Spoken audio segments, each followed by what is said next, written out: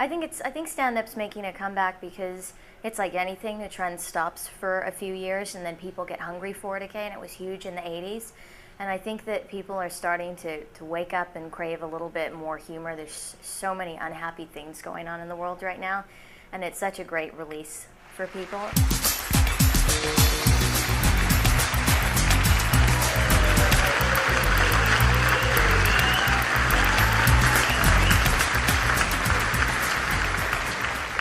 My name is Dalia, and I'm a little bit of a mix. My mother is from India, and my father's from Scotland. Bottom line, I'm a cheap thief. Now, can I just clear up this myth about the red dot on the forehead? Because a lot of people don't know the meaning. Even a lot of Indian people, there's a beautiful spiritual meaning. Would you guys like to know what it is? Okay. When an Indian woman gets married, she's supposed to bring a dowry with her to the wedding, an investment, right? The night of the wedding, her husband scratches the dot to see if he's won a 7-Eleven, a motel, or a gas station. Now you know.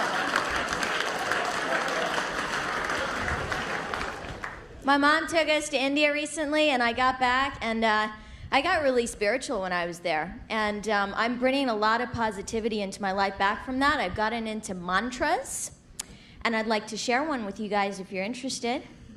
You want to share one? This one is especially good for being in Los Angeles, and I like to use it when I've had a bad day and somebody's hurt my feelings. So I'm going to say it, and then you repeat after me, okay? It takes 48 muscles to frown, but only 4 muscles to pull the trigger. How do you feel? Yeah. I'm not American. I'm from Canada, and I'm having a little trouble adjusting to life in the States, especially LA, because, you know, you think the countries are the same, but they're really not. They're a little bit different. I mean, I didn't realize how sensitive people are in this city. You gotta watch what you say. You have to be so politically correct. You know that if you go up to a guy in LA here and you tell him he has a beer belly, he'll start crying? You have to be all PC and go, my, that's a lovely liquid grain storage facility. A homeless person got mad at me because I called him homeless. I'm like, I'm sorry, here's $1, and how long have you been a philosophy major for? I got a friend here, and she is extra sensitive. We were having coffee today, and she told me that every time she looks at herself in the mirror, all she sees is a fat, ugly person. I had to cheer her up. I'm like, Cheryl, you have the most perfect eyesight. You gotta be positive.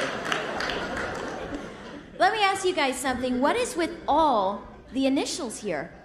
FYI and ASAP, nobody has the time to say the full words? These initials, they're taking over my life and ruining it. You know what my day consisted of yesterday? You want to know what it consisted of? I got up. That was the good part. Then I got on my PC to watch CNN. And I am my friend JD on AOL. And then my CPU went AWOL. And JD's all LOL, guess you're SOL. I'm like, LOL? LOL? F you SOB. Yeah, I had PMS. I need a TLC and maybe a BLT, okay? Right, girls?